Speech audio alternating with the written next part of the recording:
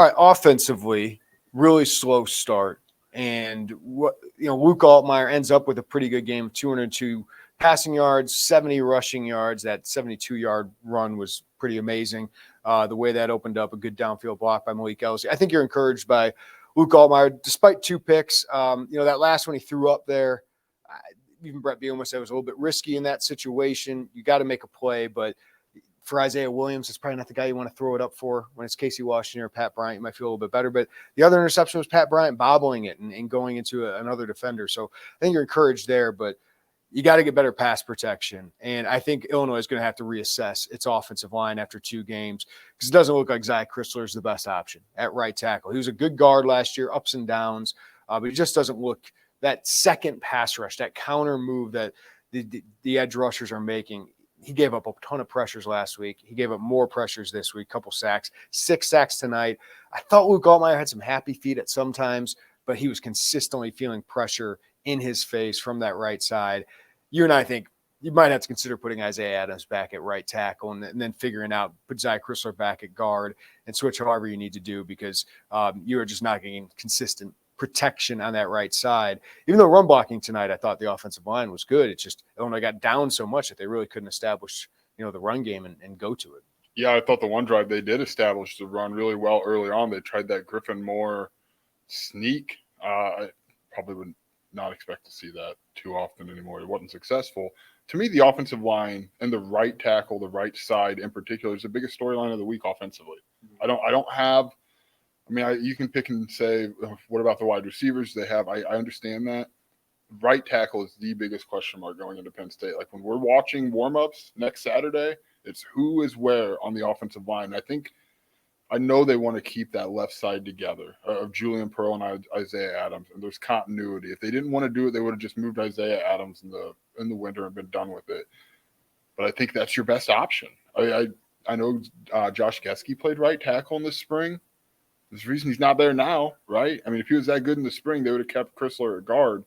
I think your best bet is to move Adams over there and have Geske and Chrysler or Jordan Slaughter is in that mix. 2 of the 3 best of that group go because that right side, that last drive, Jeremy, it's kind of felt like a fake rally, right? But that last drive when you were trying to see Illinois build something, Chrysler he got taken to school a few times. He got on that right side, and I asked Brett Bielema about it. He said they left him on an island. I don't know why you would do that because it's not a successful recipe.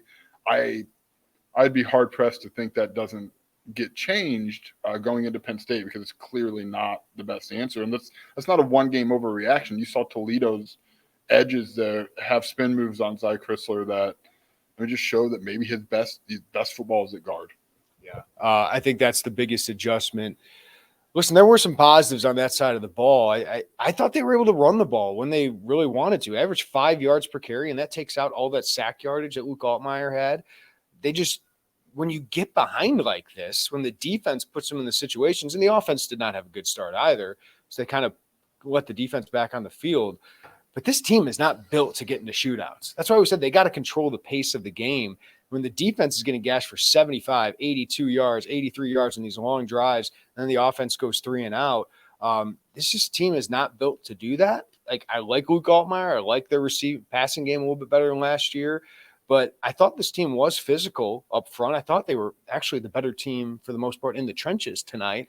But you just couldn't run the ball because you got to make up all these points. So you just can't be able to do that defensively. And then offensively, that play call to Griffin Moore was overthinking it. That was some Matt Nagy stuff. The offensive line was really good that drive. And I think that was a Reggie Love drive, if I'm not mistaken. Well, and Brett Bielema said, after the game, we have to figure out our short yardage situations. That's Toledo. That's what you were struggling with. It feels like you're a finesse team right now in those short yardage situations. You mentioned Tommy DeVito's sneaks. That was a go-to for them. Do they have a go-to in those gotta-have-it 1 yard, 2 yard situations? We have not seen Luke Altmaier under center. That's where Josh McCray is there. Caden Fagan got 1 carry tonight. You got those guys. If Illinois is going to be the physical team, they got to figure out those short yardage situations. Because if you convert that, Joey, it might be a different first half. It might be a 21-7 game or a 21-10 game at halftime, and then it feels completely different. But you're not able to convert that, and it felt like that took the air out of that offense until late in the half. Griffin Moore was a positive. We were wondering coming into tonight, where we sold the bill of goods on Griffin Moore during the spring and during the offseason, because they were saying he can be a receiving option. 4 catches, 56 yards tonight. They got Isaiah Williams the ball late in the first half, and then he really got going. 6 catches, 99 yards. I thought Reggie Love, when he got the ball, was really good. 8 carries for 45 yards. Josh McCray, when he carried it, did look good. But, offensively, I'm not overly concerned if they can figure out the protection and they can figure out the short yardage. The defense feels so much farther away right now.